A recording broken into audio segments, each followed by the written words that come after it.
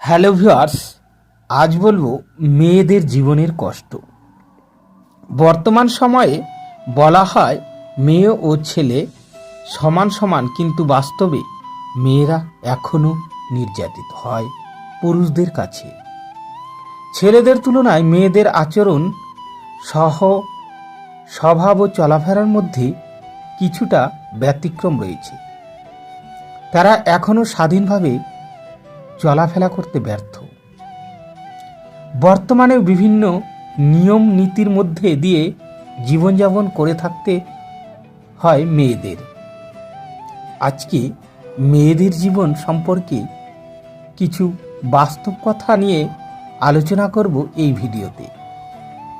আপনারা যারা মেয়েদের সম্পর্কে বাস্তব কথাগুলো জানতে চান, তারা অবশ্যই ভিডিওটি শেষ পর্যন্ত দেখুন। মেয়েদের সম্পর্কে একটা মেয়ের বিয়ের আগে সংসার জীবন নিয়ে যেমনটা কল্পনা করে, বাস্তবে তা খুব কমই আশানুরূপ হয়। বাস্তবতা বড়ই কঠিন। অপ্রিয় হলেও সত্য এটাই যে একজন স্ত্রীকে সংসারের সব কাজ করার পরেও তাকে অন্যের কথা অনেক শুনতে হয়। কিন্তু অন্যদিকে একজন পুরুষকে তার শ্বশুরবাড়ির কেউ কিছু বললে সে শ্বশুরবাড়ি যাওয়াই বন্ধ করে দেয়। একটা মেয়ে সবসময় অসহায়, কখনো তার পরিবারের কাছে, কখনো তার ইচ্ছার কাছে, কখনো তার স্বপ্নের কাছে, কখনো তার ভালোবাসার কাছে। একটা মেয়ে তার জীবনের প্রত্যেকটা সময় বেঁচে থাকে অন্যের জন্য। জন্মের পর বাবা মায়ের জন্য, বিয়ের পর স্বামীর জন্য, সন্তান হবার পর সন্তানের জন্য।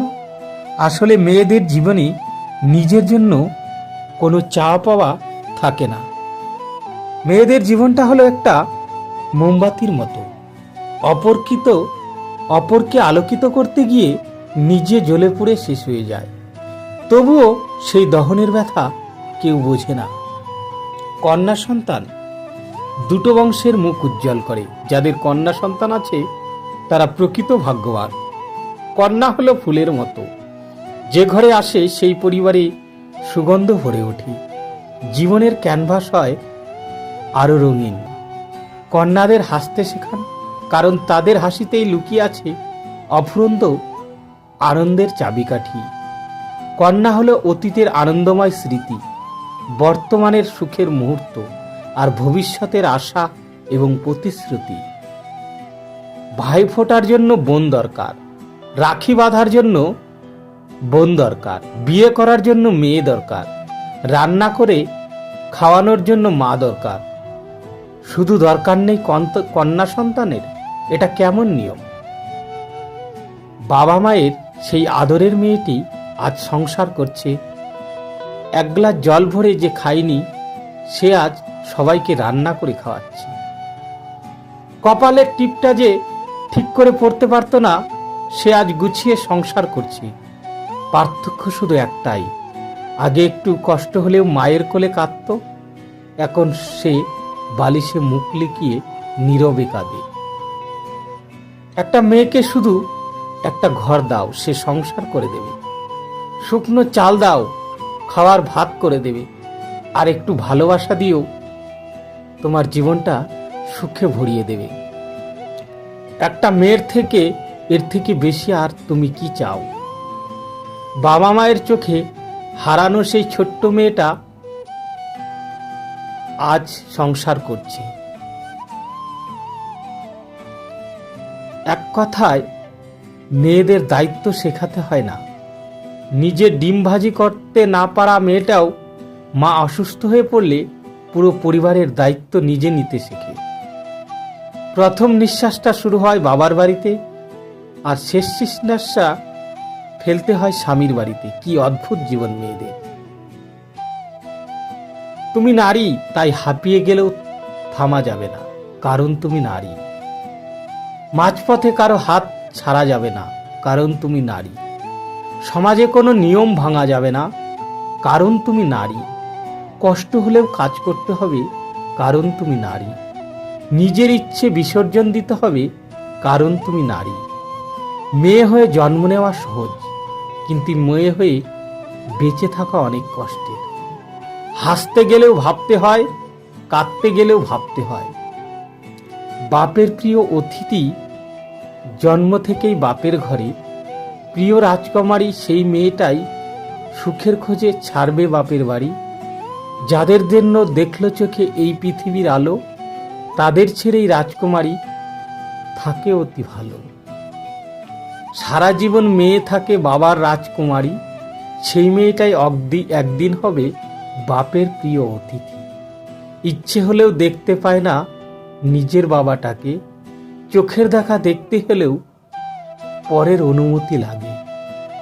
যে বাড়িতে জন্ম হলো, গড়ল সুখের জীবন, সেই বাড়িতেই বেড়াতে যায় 2-4 দিনের কারণ। এটাই হলো বাস্তবতা মেয়েদের জীবন।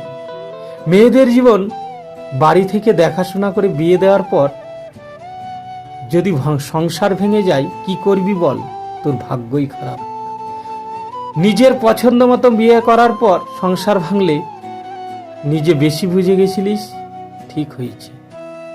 আমাদের সমাজটা এরকমই, তাই নিজের মতো করে বাঁচো। সমাজ তোমার চোখের জলের ভাগ নেবে না কোনোদিনও। বাবা বলতেন, আমার মেয়ের হাসির শব্দে আমার বাড়িটা ঝলমল করে ওঠে। আর শ্বশুর বলে, কথায় কথায় এত হাসবে না, লোকে কি বলবে। বিয়ের পর নিজের বাপের বাড়ি হয়ে যায় নেই গো কোনো অধিকার। স্বামীর বাড়ি নিজের বাড়ি নয়, হয়ে যায় শ্বশুর বাড়ি, নেই গো কোনো অধিকার। মেয়ে তুই একটা ভুল কর, শাসনের দিক দিয়ে সবাই এগিয়ে আসবে, দেবে না কেউ তোমার অধিকার। মেয়েদের কষ্টের জীবন। প্রতিটা মেয়েকে তার সংসারে টিকে থাকার জন্য প্রতিনিয়ত যুদ্ধ করে যেতে হয়, না হয় পরিবারের সাথে, না হয় নিজের সাথে। আর প্রতিটা যুদ্ধ তাকে বুঝিয়ে দেয়, মেনে নাও, মানিয়ে নাও। এভাবে মেনে নিতে নিতে একসময় সে নিজেই টিকে যায়, শুধু টিকে যাওয়ার আড়ালে। আর তার ভাঙা গড়া গল্পটা কারোর জানা হয়ে ওঠে না। নারীর বুক ভাঙা বোবা কান্নার সুর হয় বিয়ে নামে এই সম্পর্কের মধ্য দিয়ে, যার সমাপ্তি ঘটে নিজের মৃত্যুর মধ্য দিয়ে। নিজের প্রিয়জনদের ছেড়ে আসা, স্বামী ও শ্বশুরবাড়ির লোকজনের অভিযোগের পাহাড় বওয়া, সন্তানদের জন্য নিজের জীবন বাজি রাখা, আর পরিশেষে তার উপাধি, সারাদিন কি করো তুমি। কাকে নিজের কষ্টের কথা বলবে?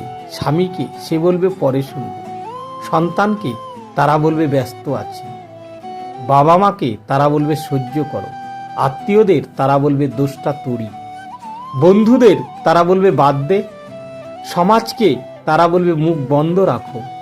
সত্যি বোঝার লোকের বড়ই অভাব, মেয়েদের জীবনের বাস্তবতা। ছেলেরা শ্বশুর বাড়িতে গিয়ে দুদিনে ঠিকমতো থাকতে পারে না, কিন্তু মেয়েরা বাবা মা ভাই বোন সকলকে ছেড়ে শ্বশুর বাড়িতে গিয়ে সারা জীবন কাটিয়ে দেয়। সত্যি মেয়েদের জীবনটা বড়ই অদ্ভুত। আমরা বিয়ের পর শ্বশুরবাড়ি এসে শ্বশুরবাড়িকে আমরা নিজের বাড়ি মনে করি, কিন্তু শ্বশুরবাড়ির লোকেরা আমাদের পরের বাড়ির মেয়েই মনে করে। লোকে বলে মেয়েদের নিজের কোনো বাড়ি হয় না, কিন্তু সত্যি কথা হলো তাদের ছাড়া কোনো বাড়ি সম্পূর্ণ হয় না। মেয়েরা বেশিরভাগ সময় কাঁদে, কখনো কারণে তো কখনো অকারণে, কখনো নিজের জন্য তো কখনো প্রিয় মানুষগুলোর জন্য, আবার কখনো নিজের আসল বাড়িটা খুঁজে না পাওয়ার জন্য। মেয়েদের জীবনে স্বামী হলো জীবন রক্ষাকারী ওষুধের মতো, ভালো হলে তো ভালোই, আর ভেজাল হলে জীবন শেষ। সংসারে অভাব মেনে নেওয়া যায়, কিন্তু জীবনসঙ্গীর অবহেলা, অনাদর ও দুর্ব্যবহার মেনে নেওয়া যায় না। মেয়েরা চাকরি না করলে আরামে খেয়ে মোটা হচ্ছে, চাকরি করে রাতে বাড়ি ফিরলে দুশ্চরিত্রা, প্রেম না করলে অহংকারী, প্রেম করলে পাড়ার লোকের শত কথা, প্রতিবাদ না করলে নিশ্চয়ই মেয়েটার দোষ ছিল, প্রতিবাদ করে আইনি পদক্ষেপ নিলে মেয়েরা টাকার জোরে মিথ্যে মামলা করে। মেয়েরা তবে কোথায় যাবে? পাগলি টাইপের মেয়েদের বৈশিষ্ট্য, অল্পতেই মাথা গরম, এরা খুব ঘুম পছন্দ করে, অল্পতেই সবাইকে বিশ্বাস করে ফেলে, এরা মুখের উপর সত্যি কথা বলার সাহস রাখে, এরা রাগের মাথায় উল্টোপাল্টা বলে ফেলে, এরা অল্পতেই কেঁদে ফেলে, এরা প্রকৃত ভালোবাসতে জানে। কন্যা সন্তান পেতে গেলে ভাগ্য করে জন্মাতে হয়, কারণ কন্যা সন্তান ঈশ্বরের দান, যা সবার হয় না। পুরুষ হলো পরিবারের মাথা, আর নারী হলো তার মেরুদণ্ড। মেরুদণ্ড ছাড়া মাথা কখনোই সোজা থাকে না, তাই নারীদের সম্মান করো। তো বন্ধুরা, ভিডিওটি কেমন লাগলো? যদি ভালো লেগে থাকে অবশ্যই লাইক, শেয়ার ও কমেন্ট করতে ভুলবে না। আর যারা চ্যানেলে নতুন তারা অবশ্যই সাবস্ক্রাইব করে সঙ্গে থাকবে নতুন নতুন ভিডিও পাওয়ার জন্য। আজকের মতো এ পর্যন্তই।